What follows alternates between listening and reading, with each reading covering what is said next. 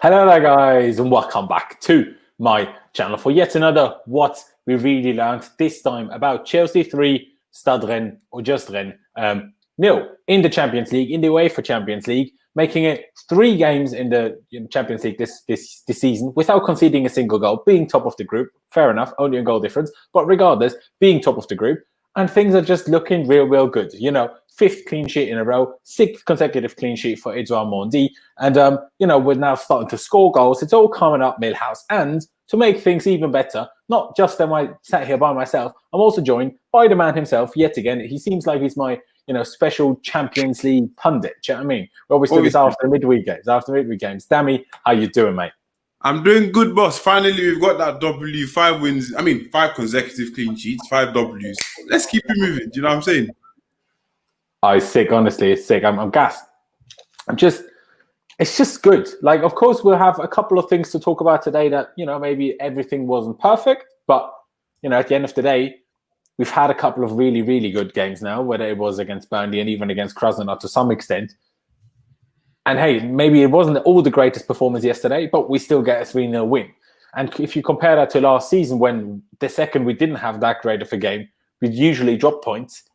That's an improvement in itself, you could argue. So I'm really not going to be complaining in the slightest, in all honesty. And, I think we'll just talk through the team. Obviously, as you guys that are watching already, by the way, hello, everybody, can see at the bottom of the screen, I have the lineup for you moving across there. Chelsea did line up in a 4-3-3 yesterday, even though some people were trying to tell me it was a 4-2-3-1. Off the ball, it was a bit more of a 4-2-3-1, I will admit. But just look at Mount's position. It was always over to the left. So if he was a proper number 10, that wouldn't have happened. So a 4-3-3. Edouard Mendy in goal again.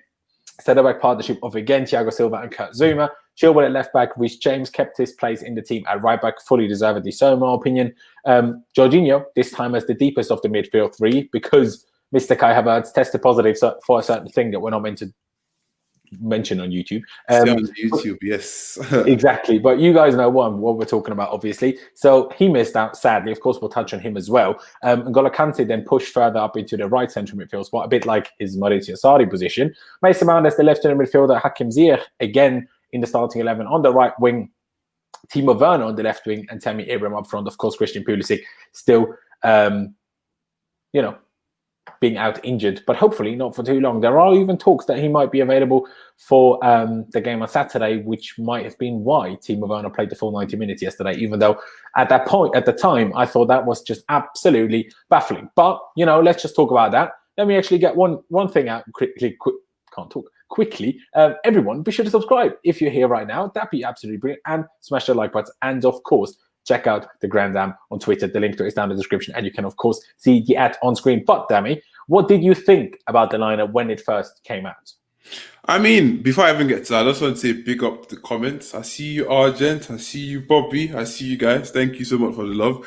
Anyways, so now when I saw the lineup and initially, because I wasn't too sure what was up with Kai Havertz when he didn't, because initially we didn't see him in training. Everybody was wondering, and the back, the thing, I'm not allowed to say the word, the pandemic thing that's going around, right? I'm not allowed to say that word on YouTube, but the back, I'm going to call it back.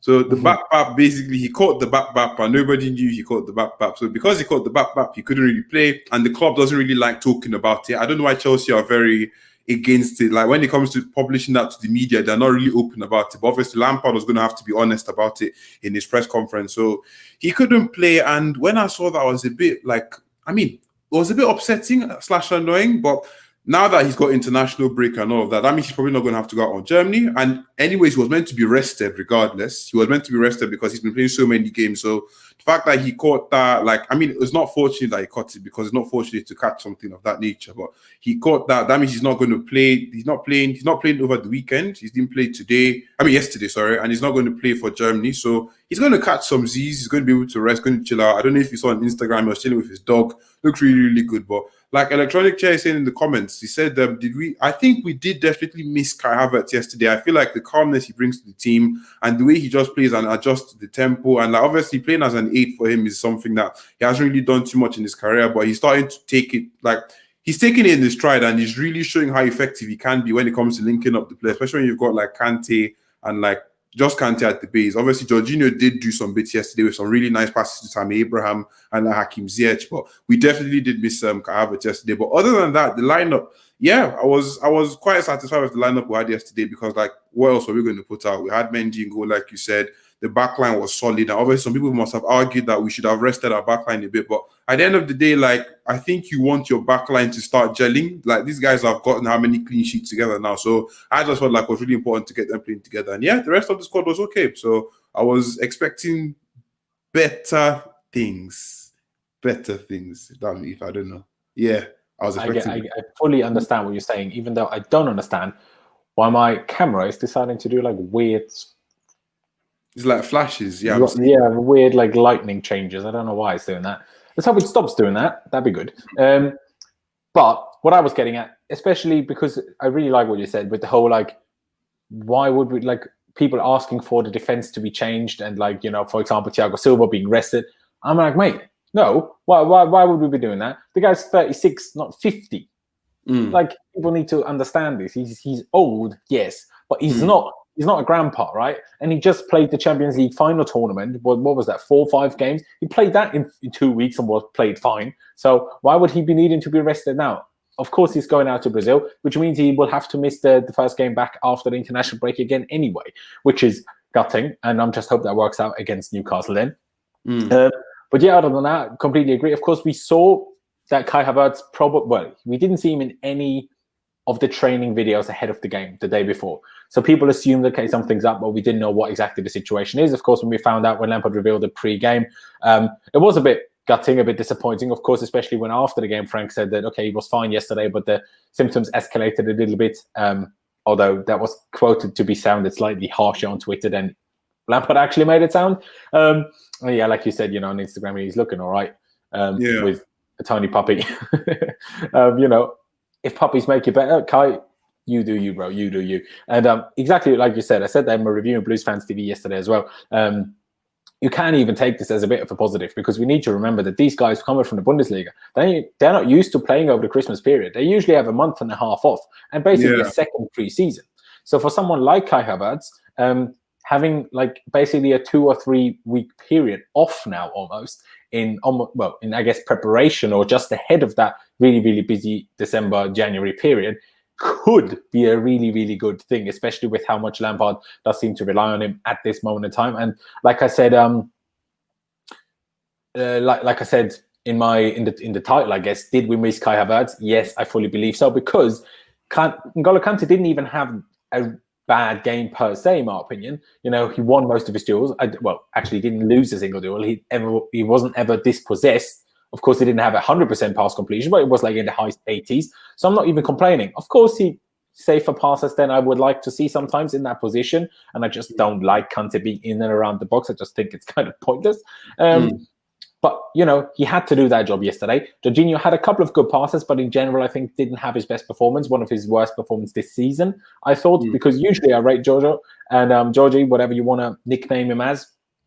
So I appreciate, I like that, but yesterday I didn't rate him so highly. And then you could just see, you know, if you think about it, okay, we scored 2 goals first half, but both were penalties. The first one was a clear foul, right? It was you know, just slightly lucky because Werner's touch with his chest was just a bit heavy, hence why Dalbert even collected him.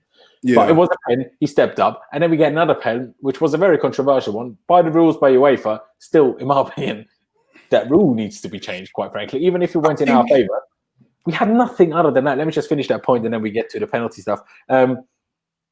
We scored those 2 goals, but really didn't have a single other chance in the game. And we had 4 shots on target, 2 of which, mind you, was the penalty. A third was Tammy's goal. So we had 1 more shot on target other than our actual goal. So if you think about it that way, you know, it's a bit of a weird one. And Electronic Ear said, how do I make a donation to support the channel? Well, there is a button somewhere where you can use the super chat function, which if you want to do that, we'd massively appreciate that, of course. But of course, I'm not forcing anyone to do those things. I just appreciate you lot turning up, dropping a like and subscribing. That'd be bloody brilliant. But Dammy, go on. Nah, man, like you said with the penalty, I mean, obviously, like I do the Nigerian secretary videos on Twitter, and I took the piss out of the situation. I was like, I paid UEFA to get them to do all because obviously Sevilla red card, Rennes red card, but bro, if that penalty happened to us, I'd be livid, honestly speaking, because obviously I do know his hands were up in the air and they're just like, yeah, hands in the air, you should have tucked it in, but it's like, the positioning was just so off, was so bad, and then he got a red card. Do you know what I mean? Like, obviously, I'm happy that I'm not saying I'm happy it happened. Obviously, it's good that it happened, and then it benefited us massively because we ended up getting 3 points, getting the 3 goals, improving the goal difference, now on top of the table, which is fantastic. But at the end of the day, if that ended up happening to Chelsea, I'd have been a very angry man. Do you know what I'm saying? I'd have been really, really angry and upset personally. But like you said, man, only 4 shots on target, 2 being the penalty, 1 being Tammy's goal, which was really, really good link up from Tammy and Reece James on the right hand side. But at the end of the day, yeah, I will take a shithouse win. Do you know what I mean? Because that's proper Chelsea and like classic Chelsea, and like, you know how they go about the whole discussion about proper Chelsea fans and all that. But yeah, I'll take it, but I do need to see some more fluid, nice looking football. I mean, I don't want to bring, because this is such a good thing. I'm on such a good run right now, and like, I don't want to come across as negative, because I'm not, because I'm really happy about what we're doing, but I'm just a bit concerned about how things are going to go moving forward. Obviously, Sheffield United is going to be an interesting game. I'm trying to see what we're going to do in that match. I don't know how Lampard's going to line up missing Kai Havertz. Let's see what he's going to do on there. But the games after, you know, from the 29th of November, that games start picking up massively. You got Tottenham, then you've now got all the different teams. That I'm going to see what we got to do there. So I think I'm not really expecting us to get into our mojo just yet, because we only just started keeping the clean sheets and all of that. But I do need to, I don't know, I'm not fully satisfied. What do you think? I mean, it's a tough one, because to some extent I agree with you on that. To another extent, I did quite a bit of research on Rennes ahead of the game, and they're just a lot better than people actually think they are. So that to some extent comes into play as well. You know, people like to take the piss out of Ligue 1 and call it a farmers league and whatever else. Yeah. They're a good team. They're third in the league. They've scored a lot of goals. Okay, they didn't, you know, keep a lot of clean sheets, or, you know, they just conceded a lot, which we saw kind of yesterday. But they scored a lot of goals. They're a good team. They know how to keep possession. On average, they have 61% of the ball in their league. So, you know, they know what they're doing, and they're a good football team. And at the end of the day, sometimes you need to also respect another team doing things well. And, you know, can we really expect to be incredible every game? You know, at this stage, if you compare it to last season, what we had against Burnley on the weekend was arguably better than any performance last season, I would argue. In a completion sense, I guess, defensively, going forward, finishing, link-up play. You know, very few times last season did we have a performance like we did against Burnley. And then to keep that going, because 5 clean sheets on a bounce, for the first time in 10 years, by the way, at Chelsea Football Club, which is crazy. No Antonio Conte, no Jose Mourinho in his second spell. Obviously, no Sarri, who was more attacking. None of these managers managed this. None of them. Obviously, I'm not going to bring up Di Matteo, Rafa Benitez, and whoever else was in charge for a little while in that period. But since 2010, to not concede a goal for 5 games straight in all competitions is a really, really remarkable stat. And, you know, a lot of praise should go out to all of the players, because it's not just the defense, all of the players, Frank Lampard and the coaching staff, because that is really, really good. And, you know, we're seeing it now. It's kind of the foundation to go to build from. Because, you know, as much as I wasn't particularly happy after the Sevilla game, and especially after the Man United game, with a bit of hindsight, I saw like maybe what Frank's doing is just stripping it back a bit, going back to basics, and starting from scratch when we managed to actually defend. That's what we're doing now. We're not even playing that well yesterday, and still won 3-0. And other than that one moment very late on when Thiago Silva was off for Antonio Rudiger and Rennes scored that offside goal, did you ever even once think Rennes looked like scoring? Because I didn't. And that is something I haven't felt when watching Chelsea in a very long time. Yeah. I'm going into games now almost not expecting a clean sheet, but when I do my score predictions, I'm usually predicting a clean sheet now. When was the last time that happened? All of last season I was saying I would probably concede 1 stupid goal, so we'd win like 2-1 or 3-1. Like that was my usual predictions. And now that's different, and now that's changed. And I'm gassed about that. Like, honestly, I couldn't be more happy about that. So I think there is part of being realistic, part of being really ambitious in how much, you know, we want Chelsea to play really well and to do really well. Hence why we're like, okay, we need to be objective. It wasn't all beautiful. It wasn't all incredible yesterday, but we still got a 3-0 win. And someone put it in the chat. Red Pill, Lens, strange name, but fair enough. He said it was what you call a mature performance. Liverpool don't play well a lot of matches, but they pull through, and that's the most important thing. And he's fully right with that. You know, we can't play incredibly well every game. We just need to play well now and again, I guess. Yeah, exactly. And like, Matisse put it beautifully. One of his tweets he put out earlier on today. I don't know if you saw Matisse's tweet earlier on, Laurenz. Basically, Matisse said that now, it's sort of like what you said in the sense that like Sevilla, Manchester United, in hindsight, when you look at them now, it's like, okay, Frank basically said, you know what, I'm going to take away all your toys. I don't want you guys to have any fun or play around. I need you guys to be able to do this, pass this defensive test, and then I'll give you the keys to the car again. And everybody got a flying A, and then you can start to see the benefits of what's going on. I know you're going to have some negativity merchants who dislike Frank Lampard and don't want him to succeed coming along telling you the likes of, all right, yeah, look at the teams we played, blah, blah, blah. It's still good for confidence. You know what I mean? Obviously, like I said, I still have some questions about certain things. I'm going to I'm giving him the more, as time keeps passing on, I'm going to give him more and more chances because clearly some things are being improved behind the scenes that we're not seeing. Do you know what I'm saying? So defending is definitely one of those things. So as we keep it moving forward, I'm kind of curious to see how we move on. Do you know what I mean? I don't know if that was a bit like repetitive, but at the end of the day, I just feel like, yeah, us keeping that cliche game friend yesterday was quite mature, like Red Pill said. That's really, really important. So moving forward, we need to make sure that we keep on playing like that. So imagine if you just keep getting clean sheets and winning the matches. That's like really the most important thing at the end of the day because that doesn't negatively affect your goal difference. Do you know what I mean? It just depends on how many you keep scoring and like, yeah, that's why we're on top of the league right now. On top of our table in the Champions League because of our goal difference. So yeah, it's really, really important. And big ups to Frank for that one. Big ups to Frank. But let's see how we go up against like the bigger and more complex teams. For sure. What Electronic Ear said, he's from India and apparently the super chat feature isn't available there. Well, in that case, that's a bit of an issue. In that case, I just subscribe and drop a like and, do your comments, be a part of it. That's enough. All of the support I need from you. Appreciate it a lot. But yeah, a lot of the things you said, I completely agree with. And people that said, oh, look at the teams we played, they weren't all that great. Are people saying we didn't play bad teams in a run of 5? And Sevilla, Manchester United aren't a bad team by any means, both of them. Yeah. Even if United lost their Champions League game yesterday, they're not a bad team. Like people that think that just taking the piss or don't understand things. But how they're thinking in the last 10 years, we've never had an easier 5 games run. Of course we had much easier 5 games in a row than we did this time, but we still never kept the five clean sheets in a row until this time round. So it's much more to it than just saying, it just weren't that good. It's not that simple. It really, really ain't that simple. And there's a lot of things I like. I see things now that just make more sense. First of all, Ben Chilwell, what an addition. I'm sure we've touched on it before when you've been on. But it's such a difference. I'm not every single one of his crosses is brilliant. Still better than Marcos Alonso's, but not every single one of his crosses is brilliant. But that doesn't really matter. He's always there to be passed to. He tries to play his crosses. A couple of them come off. He already has 3 assists this season and a goal. Switches the play well too. Exactly. And he's always back in position in time. I've never seen Chilwell just stood at the halfway line while we're about to concede a goal. It don't happen with Chilwell.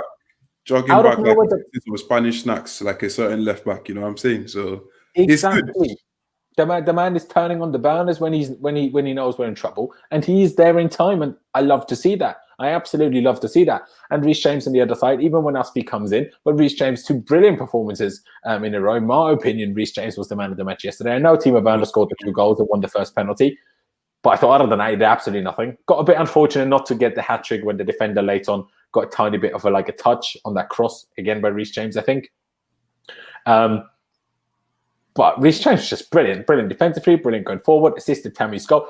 Honestly, you can't be asking for much more, and that's just power we have from the back. And Mendy in goal just exudes so much confidence, so much stability. You know he's going to catch those crosses. You know he's going to make that save that you need once or twice in a game. Everything's calm. Thiago Silva, it's just honestly, it looks like he's bloody Dragon Ball Z guy. Do you know what I mean? With absolute aura around him.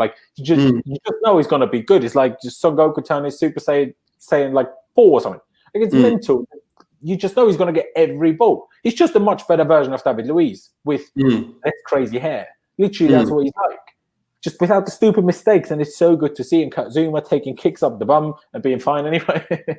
That was a bit of it. I was like, oh. He was walking a bit dodgy then. He was walking a bit dodgy after. It's I don't want to get too, into detail on the pod, innit? But basically that, Laurenz, can we talk about Edouard Mendy a bit, because I think when we signed him, I said it in my video as well, I felt he was going to be a stopgap keeper who was going to come in, do a job for a season, and then we go ahead and get your Donnarummas or something along those lines next season. Can we talk about how good this guy has been? The amount of confidence he's instilled in the backline since he signed. Obviously, the backline has changed significantly since he signed. Obviously, there's no more Marcos Alonso. There's no more Emerson consistent. And Alonso, I think Alonso is done. The fact that Lampard brought in Emerson, you know what I'm saying? Like in these last 2 consecutive games, I think Alonso is done. But there's no more. I mean, obviously, Aspi is still there. Rudiger is not really playing too much. But at the end of the day, the amount of confidence he's instilled in that backline and the rest of the squad, knowing that whenever there's going to be a cross or a shot, he's going to actually reach out and try to save it. And like, do you know what I mean? He's like an impenetrable wall. This man has so many. 6 clean sheets now? So is this 6 clean sheets? 7 games? Exactly. Phenomenal. And this one game, consider just the 1 goal. So the guy is really good. He definitely knows what he's doing. Like, and I'm really glad that we ended up signing him. So my question for you is, like, obviously we're only a few games into the season. Not a few games, already in November, but we have not even gotten to halfway of the season yet. If you think he keeps up this form till the end of the season, I feel like we could end up keeping him. I don't think we need to like go out for another keeper. What do you think? Oh, I completely agree.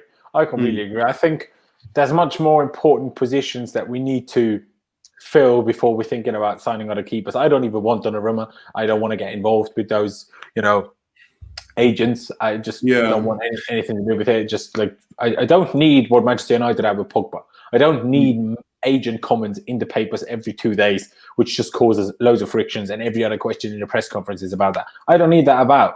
I absolutely don't need that about. I'm very, very happy with Mendy. I think he can do that consistently because his performances in Ligue 1 have been consistent. He kept 18 clean sheets last season and only conceded 24 goals. Shocker, this season, 8 games in, they've already conceded 11. Almost seems like they've lost a good goalkeeper. Shocker that. He's a good player, and I watched that. I'm not sure if you saw that as well, but Petr Cech gave an interview before the game to BT. Yeah. When he was talking about how Christophe Lolichon, who of course shout out Jean, kind of mentioned Mendy to Cech already like 3.5 years ago when he started playing for Rennes, and when he first broke through into Ligue 1 with a different team, even though it's called pretty much the same thing. But and he was even saying, he was looking at him now and again back then, even though he was still in his playing days at Arsenal, and looking at him now when they were thinking, okay, maybe we need to bring in another goalkeeper. And exactly like you said, I mean, first of all, it's one of the greatest stories you'll ever hear in football. His story, where he's come from, the fact that he was, according to Cech, due to fault of his agent, but without a club at 24, 23, 21 or whatever he was years of age, playing his first actual top flight game at 25, 24 years old. And to be where he is now, to be as good as he is right now, because, I mean, we've seen him play for 7 games, and he's not even looked close to a mistake, other than when he kind of almost passed it into his own goal at Old Trafford. Yeah. But, very, very few goalkeepers look that good for 7 games in a row. And, it's bloody brilliant. It's bloody brilliant. And, in my opinion, that brings us on to something else, because when we mentioned Thiago Silva with this new back line, we need to talk about, when we talk about Edouard Mendy, when we talk about this new backline, we also need to talk about Thiago Silva. I just touched him already with the aura that he exudes. But even when he came off yesterday after 68th minute, I think he came off, and Antonio Rudiger came on, he was only half as good defensively the second leg. And that's not necessarily because Rudiger did anything wrong. It's just because Thiago Silva was down on the pitch and not on the pitch anymore. It's crazy the difference that made. It's slightly worrying too, don't get me wrong, slightly worrying too for the rest of the season, and especially for what happens when maybe his age does catch up with him, or he just decides to leave or hang up his boots. What do we do then? And also after every international break when he can't play. So, we need to find a solution for these things. But it's just crazy what a difference these two guys especially have made. And Chilwell, I think Chilwell's difference has been almost... light and exactly, almost as extreme as those two. But obviously centre-back and goalkeeper make even more of a difference to keeping clean sheets than the fullback does. The thing is, whenever I keep having to say this to a lot of people, because people tend to forget. I'm not talking about you, but I'm talking about people generally. Thiago Silva is one of the greatest centre-backs to grace this planet. When you're talking about a generation, anyways, he's one of the best centre-backs. Don't let the age fool you. Obviously, he's 20, almost at 20. He's 36. Obviously, he's 36 years old and all of that. But He looks like difference. 20 so.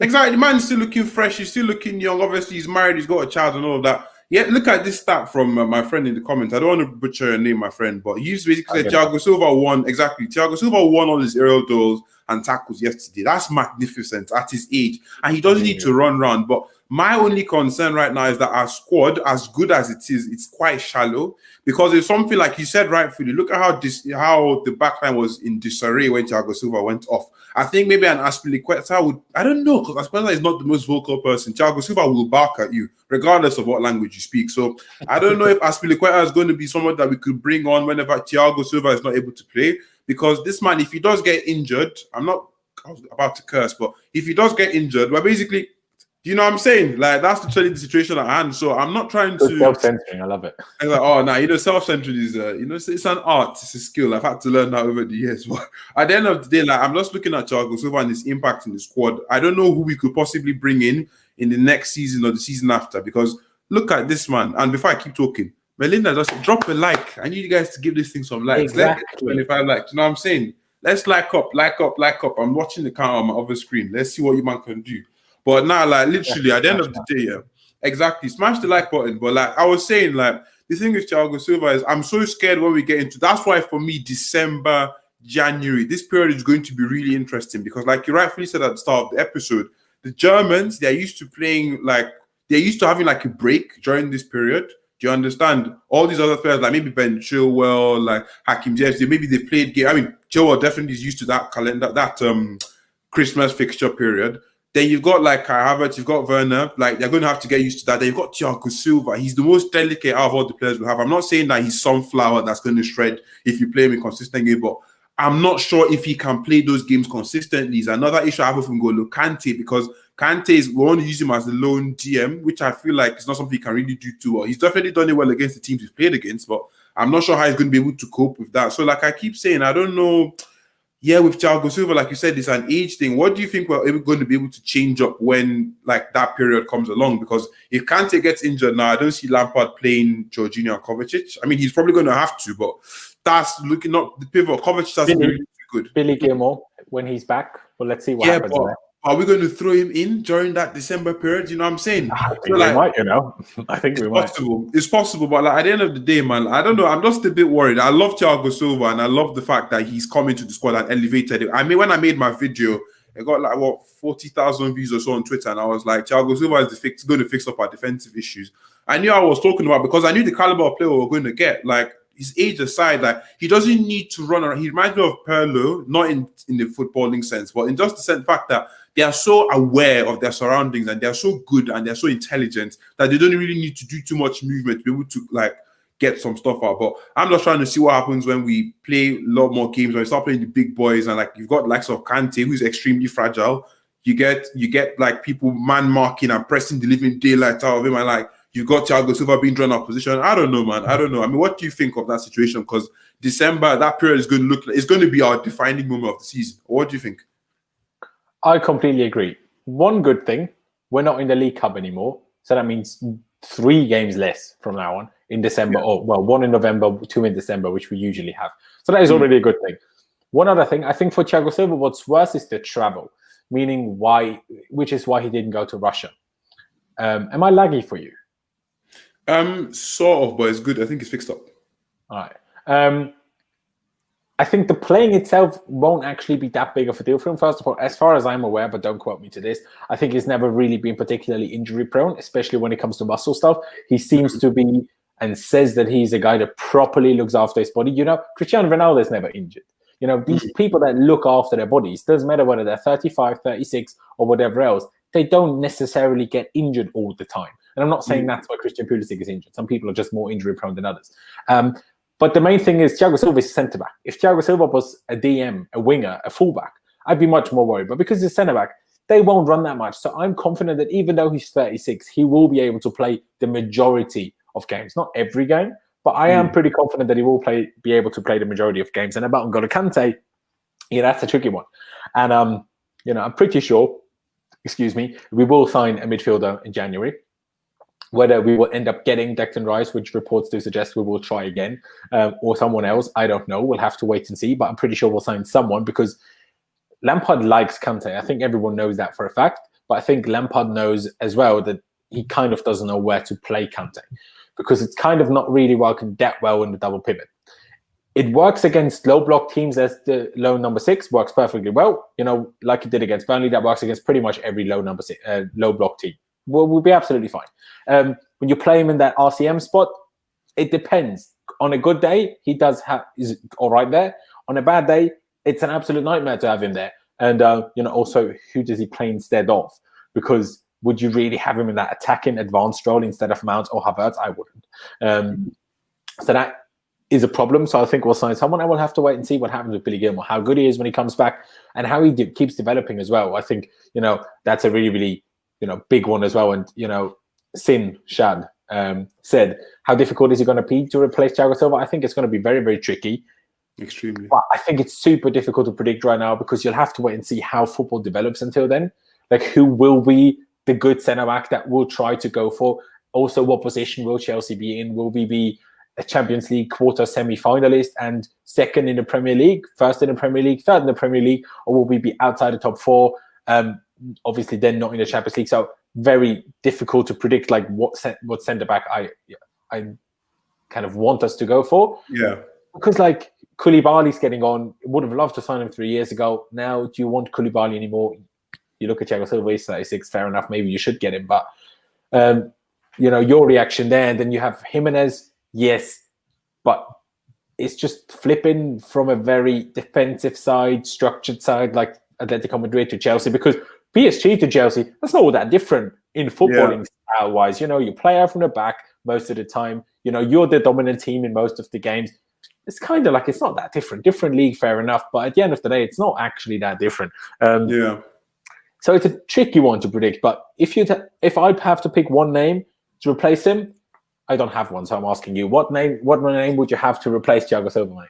Man dropped a bombshell on me, Jesus Lord. Oh man, I can't really think of anyone off the top of my head. Do you know what I mean? I don't want to say Declan Rice because that'll get people to shoot me. So I'm not too sure how that's going to go. Do you know what I'm saying? But right now, I'm just like, I'm just being that, I'm acting like, how your mom or your dad, no, mom specifically, bless all of them, but how moms can be, and they're like, oh, like, I'm worried about you, what's going to happen? I'm just like overthinking the situation right now, and I'm just trying to see what's going to happen, like, moving forward, because like I keep telling people, nobody should be too negative about what's going on. Like, people shouldn't be too positive either. Obviously, when you see progress, okay, like, you get excited and you're happy that things are happening. And I'm not saying you shouldn't be positive, don't twist my words, but we shouldn't be so over the moon and be like, oh, Chelsea's going to do this, I've seen some people talking about winning the league, and I'm like, yo, if you're talking about it as a joke, in the joke aspect, that's come. We actually full on believe we might win the league, and I'm like, what? Like, you guys relax. Yeah. Exactly, just relax. So what if, that's why I keep saying, what if, God forbid, Mendy got injured? God forbid, Thiago Silva got injured? God forbid, exactly. See, look at how like, our play reduced in terms of quality when Kai Havertz was out because of COVID. Do you know what I'm saying? Like, those things affect the squad massively. So I'm not trying to see anybody else lose any of the games, especially like you said, it's now jam-packed and everything. And I want to use this as an opportunity to transition because, like, for example, usually, like last season, our midfield was so stacked that whenever anything happened, we were able to get someone to swap them in. Mateo Kovacic of late, fam. I'm not too sure, man. Do you know what I mean? Because Kovacic, yes, might kill you for it, but go on. I mean, people might end me for this, but like, honestly, comment, like, people that are watching, like, let's keep it real. Like, Kovacic was my player of the year last season. I love Mateo Kovacic. He's one of my favorite players. My guy is extremely technical, extremely press resistant, fantastic at progressing the ball. But have you seen him in his last few games? He's been shocking. Do you know what I mean? He's been shocking.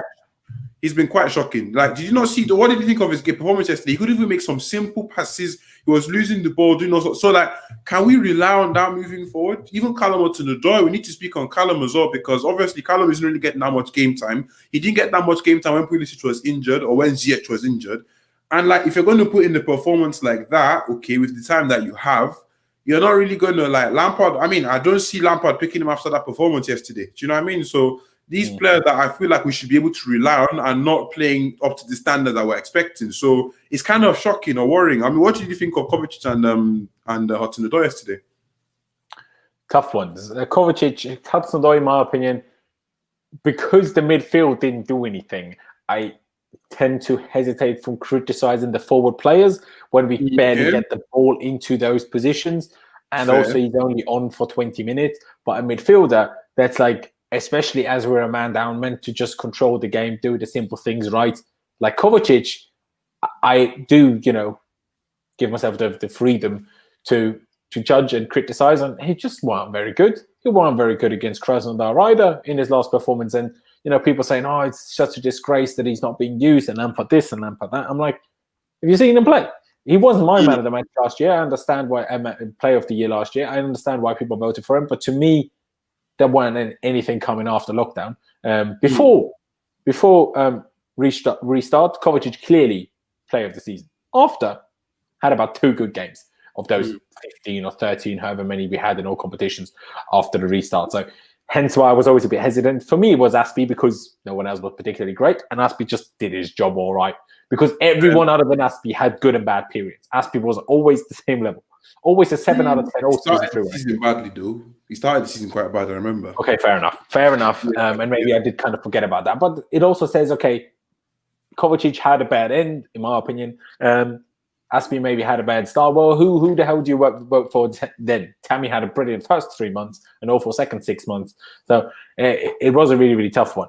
See, now I need to pick this out. Sid Nagas, Jorginho is a disgrace now, mates. You calling any Chelsea player a disgrace is a disgrace. Actually behave like a fan should. We should be supporting these people. We shouldn't be insulting them, abusing them. What's the bloody point? Is that going to make him play better? No. Do you have anyone just turning up and playing instead of him? No, you don't. So he will be used. So you want him to play better, don't you? So what is the point of bloody calling him a disgrace? That's not going to make it any better, is it? No. So stop doing that. We're not bloody Arsenal fans. Relax. Ridiculous. Pisses me off, that stuff. Sorry. Man was vexed. I can see it, fam. Oh my lord. Nah, it pissed me off. And I expect it because in there, I mean, yeah, I get taking the make out players joking about. I understand, but when you say Jorginho is a disgrace, I mean, I'm fair enough. If you don't like Jorginho as a player, that's perfectly respectable. And you saying he won't become better either. I mean, that doesn't really benefit anybody. Do you know what I'm saying? Because obviously, if somebody gets injured, Jorginho is going to have to play. So, if you think about it like this, if you don't at least when he's playing, I think you need to back him. Obviously, if he drops a disaster class, you need to say that he dropped a disaster class. It's the same way that if Mount drops a disaster, Mount's one of my favorite players.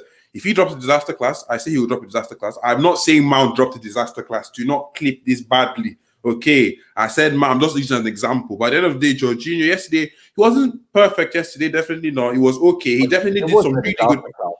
What? Exactly. I was just like a 6 out of 10 performance. Look at the pass he gave to Tammy Abraham. Look at the pass he gave to Hakim Ziyech. Come on, that's what Jorginho brings to the game, and he's trying to do it more. I look at how class he was when he came to giving Werner the penalties and all of that. Look at his thing after that. But let me not digress too much. What were we talking about before that whole Jorginho thing came up? Kovacic and Hudson-Odoi. Sorry. Kovacic. No.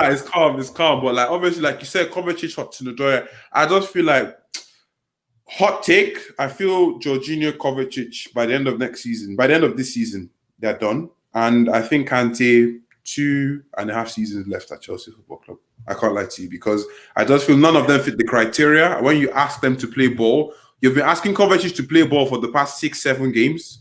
He's not turning up. You've got Callum Hudson-Odoi. Yeah, you're right. When you say the midfield is not really progressing the ball too much to them, you don't really give it, you don't cut. But he's still whenever he did get the ball, I wasn't do you know what I mean? I wasn't on the edge of my seat. Do you know what I mean? You know how I have the ball when with Pulisic. I'm not expecting that all the time, but I didn't even see flashes of brilliance. Do you know what I mean? So I just feel like at the moment, we don't really have players that I can be okay, Pulisic, Ziyech may be injured. Am I relying on Callum right now? Obviously, I'd want Callum to play, or if someone in midfield gets injured, am I relying on Kovacic right now? Do you know what I mean? I'm just lacking that confidence. I don't think we can replicate the performances we've been having recently without having those players in the squad. If you bring in some other players, it might all go. Do you know what I mean? So yeah.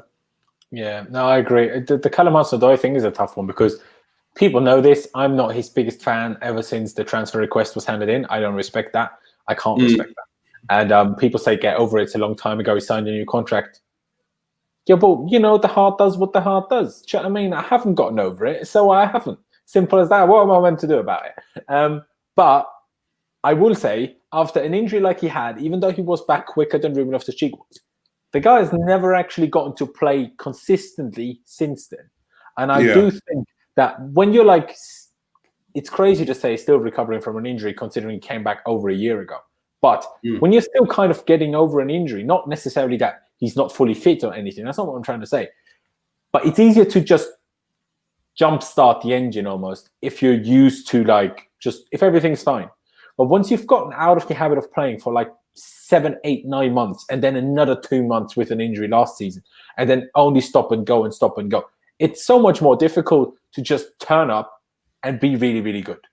You know, it's turn up and be really good. And no, I'm gonna have to put you down again, mate. See, I'm not having it. Hudson-Odoi was played 10 times as much for Sarri than he is right now. And people telling me, oh, but you had Willian and Pedro ahead of him. Mate, Lampard is starting Mason Mount on a wing ahead of Hudson-Odoi, so you can't be coming at me, oh, Pedro and Willian were awful. No.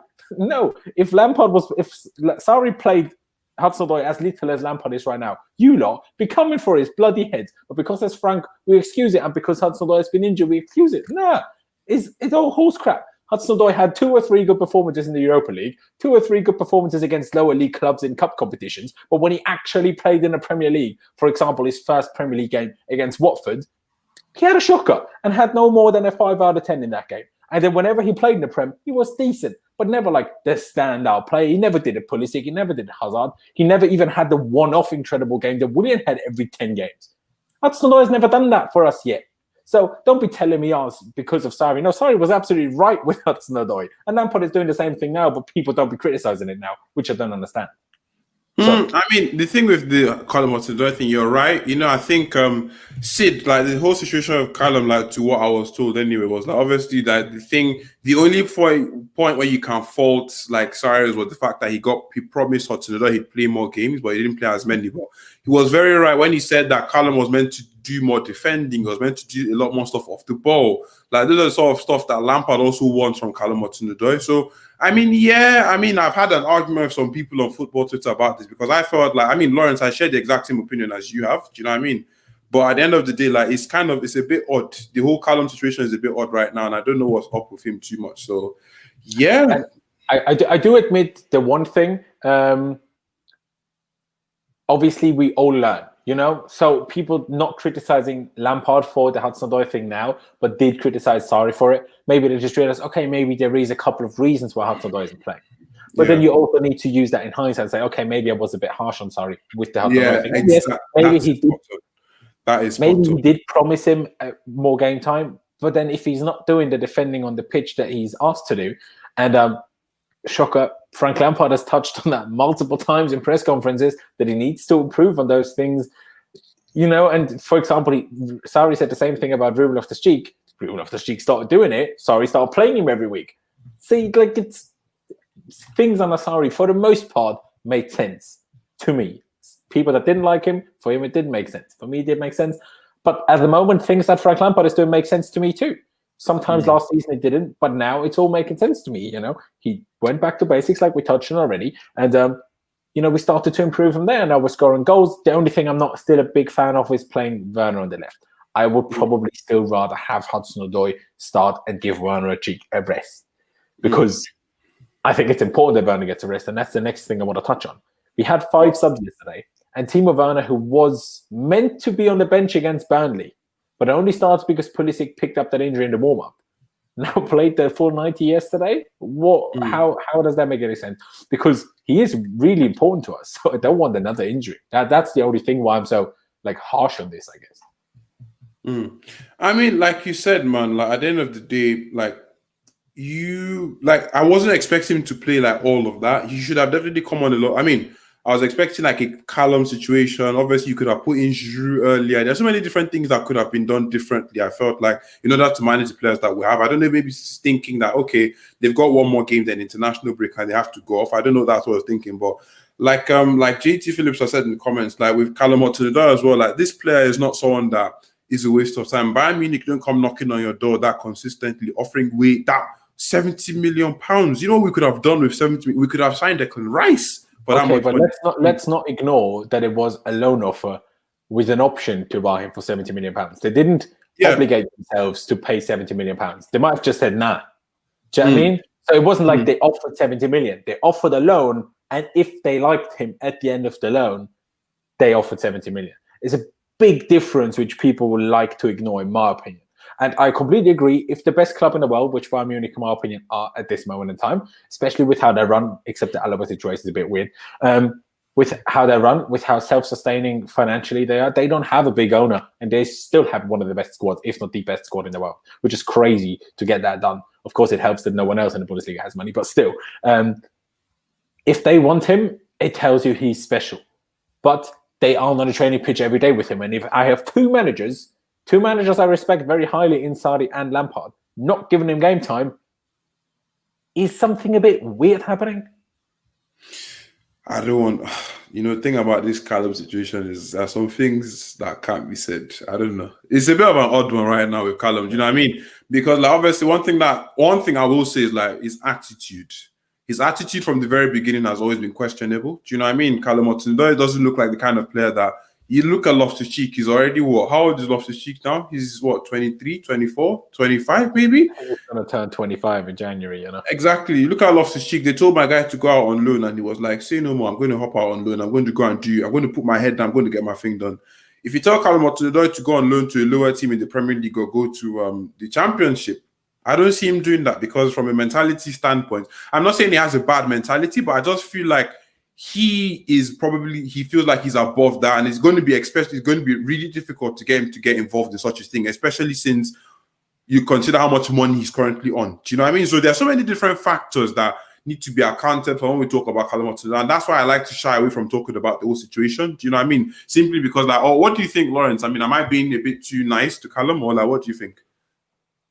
No, I completely agree. Like, I want him to actually play more. At the start of the season, when Mount was playing on the wing, I'm like, come on, Frank, please play Callum. Because I totally 100% believe that he's an incredibly talented player, but every talented player is different. Not everyone is like you play for 10 minutes and you can every time show how good you are. Some people need it a bit different. And if he needs a bit more game time to show that consistently, that's what we need to do, in my opinion. But then again, I'm not there in training, so I don't know the exact reasons why Frank isn't playing him. But exactly. And whereas I didn't know back, for Sarri, I didn't know why he wasn't playing him. I had no idea. And so I don't think we're being harsh. I want him to play more. The problem is, the first round of the Cup, he did well. Second round, we already got a big opponent in Spurs. Then we got knocked out. And then the FA Cup only starts in January. So until January, Hudson-Odoi will probably struggle for minutes other than from the bench. Because if he's not even starting when we have wingers injured, how is he going to play? Okay, maybe the last Champions League game, if we've qualified by then already. Someone commented it earlier. It's a little while ago already. Amazing stream, mate. Appreciate that, Mohammed. Bloody hell, it was a little while ago. Anyway, someone said, even if we beat Rennes in the second game, we already qualified? We might be, but let's not do a thing like last year and come second and then play Bayern Munich again. Let's make sure we do this time now, because even if we go to Sevilla and draw, they're not going to score as many goals as we have in the past two games. So as long as we beat Krasnodar and Rennes again, we're going to top this group and obviously don't lose at Sevilla. We're going to be fine, and I'm pretty confident of that. So just keep Thiago Silva fit, keep Mendy fit. We'll probably keep a clean sheet in Seville, and we'll be absolutely calm. So that is good. And sorry, guys, we've just been chatting. Hence why we've kind of missed a couple of your questions, but I do see that there's nearly 90 people, 86 people watching right now. So every one of you, if you're new here, please be sure to subscribe and smash the like button. Let me look at the likes right now. We have 36 likes, even though we have over 80 people watching. So every single one of you, go down below and smash the like button. I mean, I'm saying this every time, but I'm not sure if you realize, but this doesn't actually cost you any money. And this doesn't even cost you any time. And you can still hear us waffle, which you clearly enjoy, otherwise you wouldn't be here, while you're smashing the like button. So just do that. We'd both appreciate it. Man, liking. I see the numbers pulling up, in it, like 39, 10 more. Let's keep it moving. Like, I see you lot. I see all of you. Obviously, I can't see your names in it, but like I see the 140 now. Let's keep it moving. Keep it moving. Now we've got 90 people watching. Let's do half in it. 42. Exactly. All right. A few more before we keep on the conversation. Let's see. Yeah. Now you guys are too good. You guys are too good. Like you guys. It's what we're saying. If you're just seeing that button there, just click it. Just go do it. What harm's gonna happen? What harm's gonna happen? Maybe if you click that button, Hudson-Odoi is gonna score a hat trick for the next 5 games. I mean, let's see how it is, isn't it? You've got to try. You will never find out if you don't try. Exactly. I mean, you guys can drop in some questions as well. Let's see what you guys are saying. So, like, because obviously, Laurenz and I, honestly speaking, if both of us sit here, we can keep talking for about, 2, 3, 4, 5 hours. And we would literally just leave your comments hanging to dry. But, I mean, Laurenz, what was the comment saying? Have you seen anything interesting in the can we shut this down? Okay. Shut what down? I'm seeing some Reguilon over Chilwell shouts in the comments. Let me get to that. Have you seen that? Not going to try to pronounce your name, but I think Chilwell was overpriced and not worth the money, in my opinion. We should have signed Reguilon, not because he isn't good. We could have used money better. Two things. The reason why Reguilon was that cheap is because Spurs gave Real Madrid a buyback clause. So basically, it's basically loaning out the player, right? We don't want to do that. We're Chelsea Football Club. We're not a small club like Spurs that give other clubs buyback clauses. No. We're the ones putting buyback clauses in contracts. Not having buyback clauses in the players we buy. No. If we buy a player, he's our player, end of discussion. And how anyone's saying Chilwell hasn't been good enough, sorry, that's just ridiculous. That's wrong. You can't be expecting your left back to have like an assist and a goal every game. No left back in the bloody world has that. No Jordi Alba in his prime, no Marcelo in his prime, no David Alaba playing left back in his prime, and no Alphonso Davies. No left back, no full back, even Dani Alves back in the day. Not even prime Alonso. Like, literally, nobody. Like, no one. I didn't realize that existed, sorry. Or, Prime Alonso was the one who just used to go hang and score and assist every other game. That guy was ridiculous. Oh, my days. And concede 5 goals every other game too. But exactly, and concede like that. And get absolutely skinned ridiculously by a right winger. Oh, God. But nah, man, like you said, like I feel like worth the money. The fact that we did that much business to get him down, obviously you need to account for, unfortunately, we need to account for British tax. British tax for me is a ridiculous thing in itself because like you're transferring players from one British club to another. I'm like, that doesn't make sense. If you're doing exports, like exports are meant to be cheaper. Like, I mean, logistically, that doesn't make any sense. But when you're looking at the whole situation and the player we've gotten so far, Chilwell has been one of the better players we've had this season. Definitely, my guy is coming in. Like Laurenz and I said at the beginning, he's switching up the play really well. He's bombing up and down the flanks. He's getting involved in the attack. He's creating spaces because like the issue I've had this season is like with the half spaces. And for those that don't know what half spaces are, they're basically the spaces in between. Those vertical spaces just in between like the left wing, like the 3 centers of the pitch. Bottom line is he's creating enough space for like the wingers and like the at 8 to like occupy and like play around and dance around. So we need to give him a bit more respect. It was 50 million, 52 million pounds plus add-ons or something like that. That's a lot of money. No. It was 50 million, including all of the add-ons. It wasn't even less than 50. That. Exactly. So 50, I think that's decent. That's a massive upgrade on Marcus Alonso and Emerson. Obviously, 50 is a lot of money. We're not talking Declan Rice money here, 80. And remember, Leicester wanted to collect, is it 70 million? 75 million? And we brought it down by what? 33%? Nah, that's ridiculous. I'm sorry. I'm not having that. I just need to add that because the guys at Real have Mendy, of course. He's amazing. They will never buy Reguilon back. I will tell you a little story about a guy from Spain. The name is Alvaro. What Real Madrid did is sell him to Juventus with a buyback clause. Then he does really well at Juventus. What do? He's a good player. He is actually worth quite a lot of money in this market right now. So we will use that buyback clause, which is less than half of the money he's probably worth on the transfer market. Buy that player back, not even playing for a single game, and sell him off to the Chelsea. And then Madrid be making profit, and that's exactly what they're going to do with Reguilon if he actually does well at Spurs. So they might not buy him back to actually use him, but they will 100% buy him back to make a lot more money from him. So you can be 100% certain about that one. And also, quickly want to touch on that.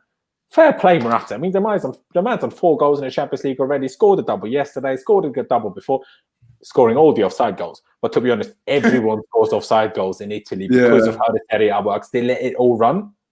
They let everything run, and then like VAR, like offside. Like it just doesn't happen. That maybe like Internet Explorer, Oh my! It really be like that. But fair play. Like obviously, he wasn't that brilliant for us by any means.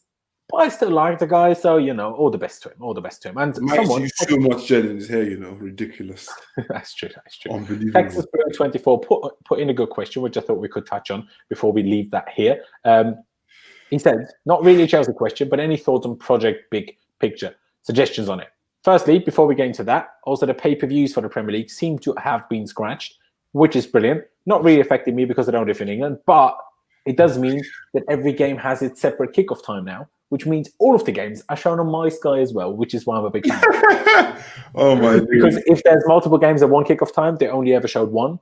And if Chelsea was the 3 p.m. kickoff on the Saturday, it was just chance whether we'd be the game or whether we wouldn't. So I'm a big fan of this. But no, we all know it was ridiculous to charge £15. It would have been ridiculous to charge anyone a single penny extra after what they already have to pay for BT, for Sky, for all of these subscriptions. Like, if those things were free and you just pay for individual games, then maybe I could even accept. All right. He's gone. Don't know how it happened, but I'll just talk through product big picture then. Don't know where he is. Don't know where he went. There he is. I don't know what just happened there. You know, I don't know. He just left me be. We're back. Oh my God. Sorry about that. Yeah. Anyway, so all I was saying is if BT and Sky didn't cost money to actually have, but then you'd pay for the individual games and you'd decide for yourself which ones you want to watch, maybe fair enough. But because you pay these subscriptions and pay for the individual games, that's a bit crazy. Are you there? Mm-hmm. Yeah, you are. Yeah, your eyes were moving, so I wasn't sure. Oh, no, I'm here, yeah. Oh, good. But let's talk about Project Big Picture. Do you want to summarize it, or do you want me to quickly do that? You can go ahead and summarize, yeah. So, obviously, what Project Big Picture was apparently initially initiative that Liverpool and Manchester United come up with because of the current situation that the English Football League is in, where the EFL, meaning the Championship, League One and League Two, desperately struggling for money. After the Premier League, of course, separated from the whole structure back in 1991 when the Premier League system started, or was it 1990, whatever it was, and became separate from it, but always promised to financially support the lower leagues. So what Manchester United and Liverpool suggested is two things. First of all, we stop. Well, actually, let me do it in order of how important that would have been. More power goes to the top 6 clubs because they're like, all right, the big money in the Premier League is because of us top 6 clubs. Okay, no offense to Burnley. When Burnley, play against West Brom, barely anyone's watching that. When Chelsea play United, everyone's watching that. When Liverpool's playing Man City, everyone's watching that. So these are the games and the teams that bring the money in. So you can understand what they're saying. We should have more voting power on certain things. But should it be like that? Should it always be to the cost of the smaller ones? No, because financial fair play is stopping anyone to coming there anyway. Financial fair play was brought in to stop the big money running away with it. All that it really did is making sure the big clubs remain the big clubs and no other clubs comes up because you can't actually spend big to get to the level of the big clubs. So It's a bit of a nightmare. What else they wanted to do is stop parachute payments. So, when people get relegated from the Premier League to the Championship, they get parachute payments for at least the season. They wanted to scrap that. They wanted to scrap the League Cup. They wanted to scrap the Community Shield. And they wanted to reduce the Premier League from 20 teams to 18 teams. The biggest thing, obviously, being the power that they had more voting power on any sort of thing that happened, whether it's this pay-per-view thing, whether it was, the new handball rules, whether it was, any sort of decision that the Premier League, all the clubs usually decide on, that they basically have a bit more of a voting power. That's what they wanted. And I think that's kind of... And when those things happened, the Premier League clubs decided we're going to give £225 million to the English Football League, to all of the clubs below us. They said, okay, give us that, and then we'll give you all the money you want. Which is... I don't like in that way because they accept that the clubs need money, but they'll only give them under certain, amount of money, circumstances. But in general, I have a few thoughts on it. But Demi, I've been waffling a long time now. You go. Let me know your thoughts. What do you think about the whole thing? I think it's a little bollocks, mate. I genuinely don't like it at all. It doesn't make any sense. It ruins the entire flair. People, one thing that's I don't know. There's a reason why the Champions League, how do I put this? Yeah, definitely the bigger team is playing together. Obviously, they're the ones that generate the most money. They're the ones that generate all of that. But what do you think would happen if we just left all the top 6 teams in one league and all of them were to play twice a season, blah, blah, blah? Well, that's what the European Super League is, isn't it? That's what they've been talking about for years. That's what I'm saying. But it takes away the whole flair. You're not missing out. Imagine if it was just the league with no other smaller teams. I'm not going to be looking, for example, we're both sat here looking forward to Chelsea versus Tottenham.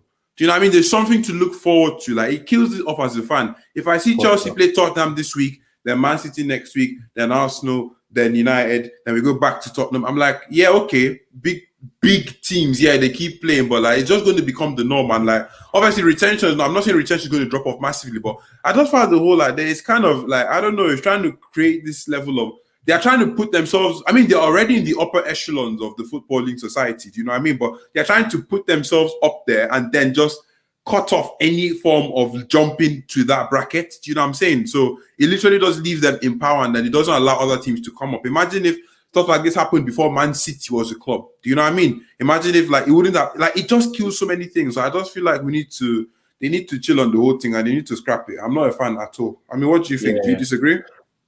No, I agree. I agree with you. Of course, the Premier League clubs voted against it in the end anyway, which is good. So it was kind of scrapped. But I do want to say a few things. I do disagree with that. That the top 6 clubs should have more power. I disagree with that. I'm not actually against scrapping the League Cup. Don't think anyone needs that. France was the only other country that had a League Cup other than England. They scrapped it first time this year. They stopped doing that. And the Community Shield stopped making it an official game on a Sunday or on a Saturday. Make it a random preseason game on a Thursday. You can still do it at Wembley. Same amount of people will still turn up, but just don't make this wannabe official game. But you don't need to scrap it because these clubs will play a different friendly then. Might as well. At least keep the friendlies in England. Don't always put them out over like everywhere in the world, because also some fans in England want to go see, preseason games. And I'm not even in England. I'm happy if they come to Austria. But, one preseason friendly a season, having that in England wouldn't be a bad thing for those clubs. But I wouldn't actually mind cutting the league down to 18 clubs personally. The Bundesliga have it. It gives you a bit of a winter break. It gives you a better option. It makes tournament football in the summer better because not everyone's as shattered, because it means 34 instead of 38 games.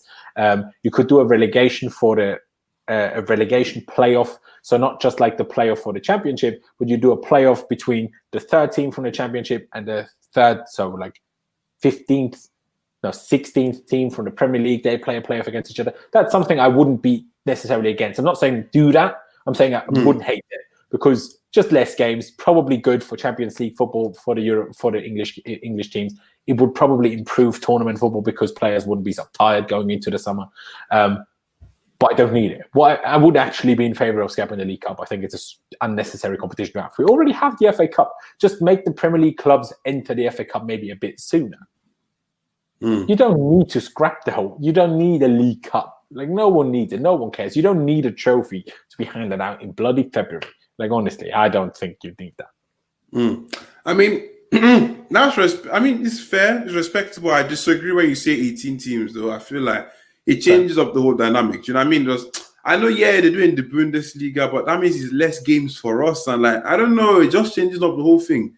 Do you know, having just 18 teams in the league, brings it down to what, 32 games a season, something like that, 34 games a season? 34 games. And I'm just like, I don't know, man. I wouldn't be too keen on that. League Cup, I can hear that argument, because like for me, it's just, it gives more people an opportunity to win more trophies. Do you know what I mean? Because like if you think about it, the Premier League is usually reserved for the creme de la creme. Do you know what I'm saying? Like, but like the League Cup allows more leagues to interact with each other. I just feel like, I don't know, man. I feel like it could be sort of useful still. I don't know. What do you think? I just feel like it just allows more people the chance to win trophies and competitions and get into other stuff. Because, like, for example, when you win the FA Cup, for example, you get into the Europa League. I don't think, does the League Cup get you into anything? Yes? No? Yeah, it does. It does as well. Yeah, exactly. So I just feel like those sort of stuff, and it brings more European football to England. And like, obviously it's the Europa League, but it's not an extra space of European football for England. Like, we'd still have the same number of teams. England just decided to spread it out, including a League Cup, rather than having 6 guaranteed in the league. Because you know how we have 4 in the Champions League, and in England there's actually only 1 guaranteed Europa League spot from the league, just 5th. And then the other 2 come from the league, come from the cups. But because always one of the top 6 clubs wins the leagues, the cups, that's why it moves down to 6th and 7th also being in the Europa League. So it wouldn't actually mean like 1 spot less. But no, I hear what you're saying. And also why it would be bad is a guarantee, even if there was out of nowhere only 34 games, meaning only 17 home games, I guarantee season ticket prices would stay exactly the same. I guarantee that makes exactly by by those games. So, Exactly. you can't be doing that. But we've been going for over an hour. Appreciate every single one of you that has tuned in. Someone said, good old Mohammed, thoughts on your channel being the most underrated Chelsea fan channel? Love your content, by the way. Don't have any thoughts on that. It's absolute facts, mate. Don't get a piss. It's brilliant. Honestly, I appreciate the support a lot. A lot of love for Tammy as well, telling you to create your own channel, mate. We've been talking about this.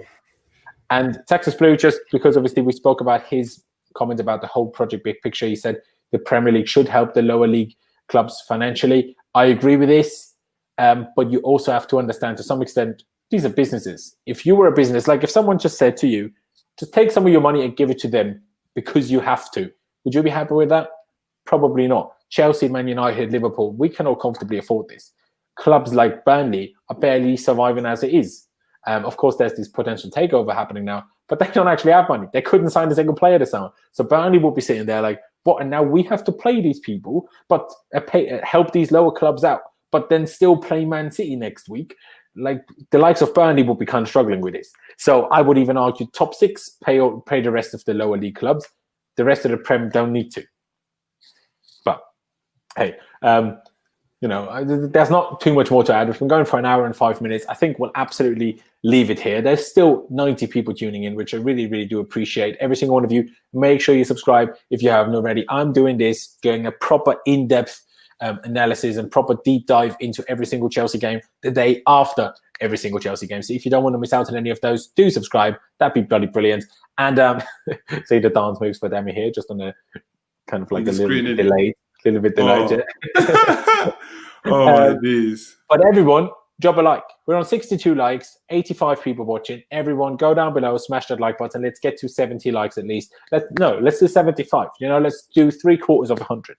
Let's do 75 likes. Just smash that like button. Doesn't cost you any money. Doesn't cost you any time. We're not going to do political statements on here, Ruhan, by the way. Just going to leave that out. No, I'm joking. Sod Trump. Not that I like Biden, but sod Trump. Any which way, we're not going to waffle away about here. Not when it comes to that guy. Any updates on Kai Havertz? Someone said. No, I mean we'll have to wait and see. Yeah, you can check him on Instagram. He's playing with his dog. Literally, just check Kai Havertz 2029 on Instagram. Yeah, updating you himself. Yeah, exactly. He's updating himself. Thanks for that, Dammy. Waiting for your channel. We'll see about that. Just follow the Twitter account. We'll probably. I don't know when that's going to come. Let's see. Let's give it a few. I don't know. A few X's. Let's see like that. A few X's. The man has a podcast. The man has a Twitter account. Check those things out. But yeah. Drop that like, smash that subscribe button. I'm getting all the words mixed up. Check out Dammy on Instagram as well if you want, even though he hasn't posted a thing on there. So post Dammy. And also my abs. Follow him on his Twitter. Exactly. Let's take off my abs in it. You know what I mean? Before we get this video taken out for indecency. Oh my god. Don't be doing that. Please. I need the money. Yeah, but like I said, his what's his Instagram today? His Twitter is down in the description at the Grand Dam, as you can see on screen, as is my social media, also down in the description. But yeah, I really do appreciate everyone that has tuned in. Laurenz, your Twitter handle, it's literally on screen at Laos1507 on Instagram, on Twitter, everywhere. So no, I need to do that one. yeah, exactly. There you go. It's kind of odd from this end, though.